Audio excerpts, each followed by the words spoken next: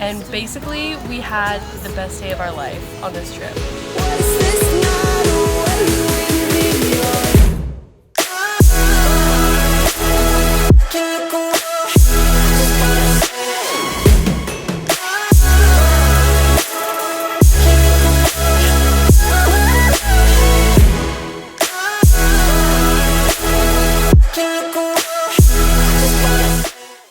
So we were with our host and we were at the dog park and she was driving us back, and on her way home she was handing out mangoes to a bunch of her friends.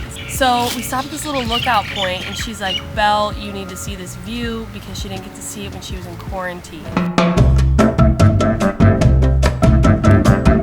We hop out of the car and there's this family. It's a mom and a dad and their 2 sons. We hopped out of the car to look at the view, and initially our host was like, "Hey, come back here."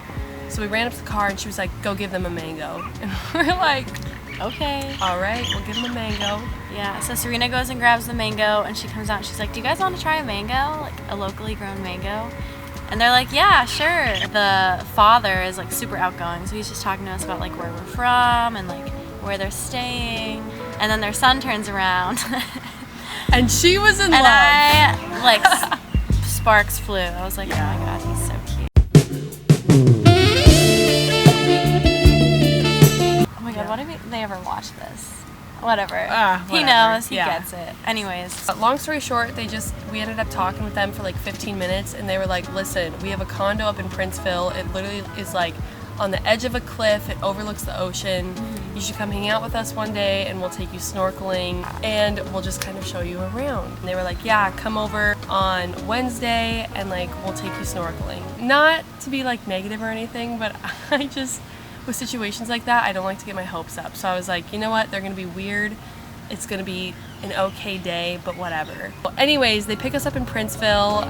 We were just a little nervous, but honestly, the minute we got in the car, I was like, oh, they're gonna be cool. They drove us to their condo, which is in this bougie ass area, and we're like, what the? We pull up to the condo, we walk in, and both the sons are in there. They're like, "Hey, good morning, what's up? You ready to go snorkeling?" They like get all of our gear ready and we hike down to the snorkeling spot. Initially, we left everything just in this spot. So like our shoes, all of our belongings, everything. So all we had was like ourselves, our snorkeling gear, and that was it. And I'll insert all the footage here, but it was like one of the most incredible things that we'd ever seen. I think it's the coolest thing I've ever done. Like, we saw sea turtles up close, schools of fish everywhere, super cool reefs.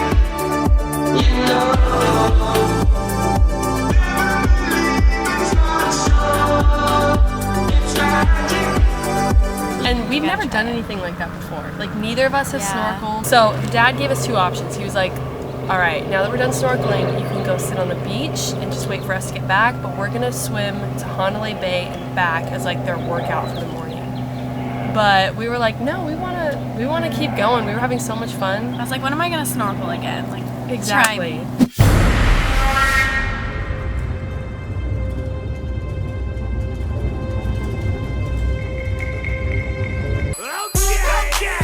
They were gonna swim back, but then the waves were so choppy that they're like, "Oh, we'll all just walk over to the bay together," because the bay is like super pretty and has a lot of stuff to do. So we start walking, but we still have no shoes or clothes or anything. So we're just walking in swimsuits, barefoot, and like holding our snorkel stuff.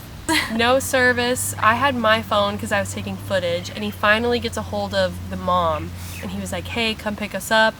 So the mom comes around, she whips around to the bay, picks us up, and the dad immediately was like, "It's 2 o'clock. It's happy hour." Happy hour. I think right before that too, I told Serena privately, I was like, "Oh, you know what sounds good? Like a happy hour. Like it's 2 p.m., my body's craving a Muay Thai." But we didn't have like our IDs or anything, so we were like, we didn't really think we were gonna get too many drinks, but we pull up to this restaurant and they're like, oh, happy hour, cheap Mai Tais. So they ordered us some food and then they were like, oh, and then these girls are gonna get some Mai Tais. And the guy was like, well, where's your ID? We're like, we don't have them. He was like, okay, when's your birthday? And I was like, May 26, 2000. And she was like, March 30th, 2000. He's like, that's too soon. Yeah, he's like, you really just turned close. 21 a month ago. Then he came back around later and he was like, listen, if a guy comes in here with handcuffs, just go out the back door. Like, it's fine. Like we said, we didn't have anything. They gave us like 2 big t-shirts to wear. We didn't have any shoes, a mask, literally anything. Pants. Money. Yeah, IDs. And yet we still got service. We got the first round, and then the dad was like, we gotta keep going. He's like, happy hour ends in an hour. You gotta get to. He goes, Yeah. right after we get our Mai Tais handed to us, he goes, okay, 4 more Mai Tais. And we're like, okay, what? we can keep up. And I'm not gonna lie, when we left that lunch, Serena does this thing when she's intoxicated. This is how I always know that she's drunk, because she looks at me and she just smiles. She goes, yeah. so we get in the car and I'm starting to feel like Serena. We're sitting in the very back of the car and I'm looking at the window and I just start smiling. And I was like, oh my God. So I look at Serena and I'm smiling and she's smiling. And we're just like, I was like, she's pulling at me. It's Mai Tais be hitting. And then we get in the car and they go, all right, so we got like 3 more stops. And we thought that was the end. Yeah, because we're supposed to take the bus home. So we were like, we have to get back by a certain point, and it was already like 4-ish. Yeah. They took us to Tunnels Beach and KA Beach. Dancing on the edge, about to take it too far. It's messing with my head, how I mess with your heart. If you wake up in your bed, alone in the dark, I'm sorry. Gotta leave before you love me. Leave before you love me. Leave before you love me. Leave before you love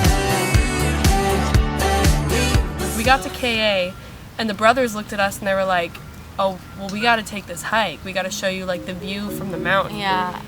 Keep in mind, we still don't have shoes. So And we're still 2 Mai Tais in. So we're like, Yeah. oh my God. And we also barely had water that day. Yeah. And we snorkeled for like 3 hours. hours. So we're like, all right. So we start hiking up this trail barefoot. Everyone on the trail too, it was so cute. Every time someone would pass us, they'd be like, barefoot? Like, damn, you guys go hard. So we get to the top of the mountain and the view was like Spectacular. and like there was a slight breeze too, so it felt really good after like sweating our balls off. And it was like golden hour too, because the sun was about to set. And it just like was illuminating all of the green on that mountain. And Hawaii is already really green, so it was like, I've never seen anything like it. I felt like I was in It felt like a dream. It literally felt like a dream. It did. I was sitting on this rock and feeling the breeze, and I was just like, wow, like I'm a real person. I'm alive. Yeah. This is my life. Once we got down from the mountain, we were like sweaty, dehydrated, gross. And we met this couple and they were like, hey, can you take our picture? And they had done a 30-mile hike on that same mountain and they had just gotten down. We saw them running and she was like, let's go, let's go. And she wanted to run into the water because obviously they were hot. They just spent 2 days in the mountains. And we hiked a quarter mile and we're like, we need the water too. We're So like, we gotta jump in. we follow right along. So we followed suit and we jumped in the water and watched the sunset. Oh, it was so, it felt so amazing. It was another one of those moments where I was like, wow. Smoking all out, stay in the town, talk all out with shit. Yeah, we allowed we did. We was some dirty kids. I should get your money. Shit too sweet, not funny. Back when we were bunny. Slash like 100. You can't take no from me. You know we still. We just hiked half a mile barefoot. and look where we are. You was not important. Yeah. You a memory. We hiked to that with no shoes. Come on, my legs are literally shaking. When I stood on that bench, my legs were trembling. I was like, oh. Look at upper sweat.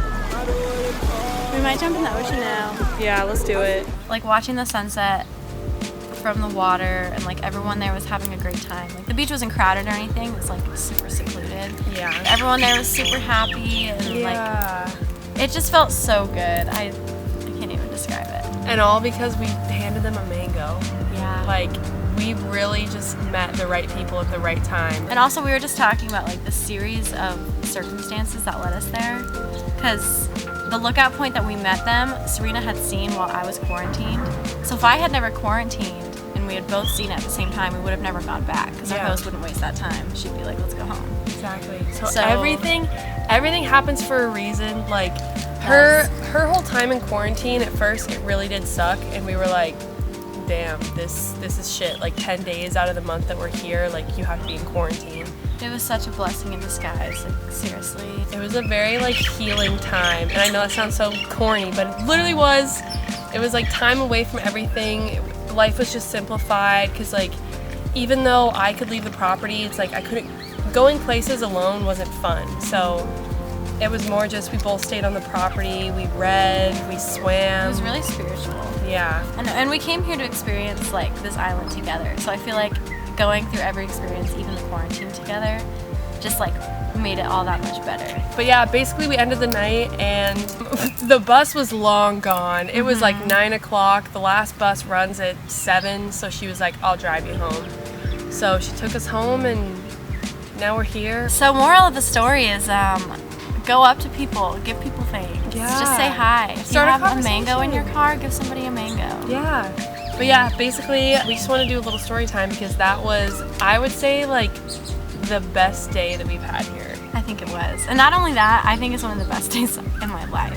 If you're the family and you're watching this, thank you. We love you. We literally love you. We want to come see you as soon as possible. Yeah, we'll visit. We'll make a visit. But yeah, guys, that's about it. We'll get off of our little, like, what's the word?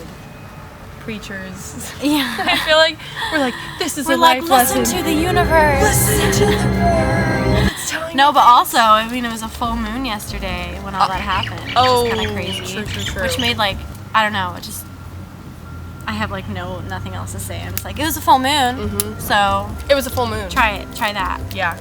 That's our story time. Thanks for watching.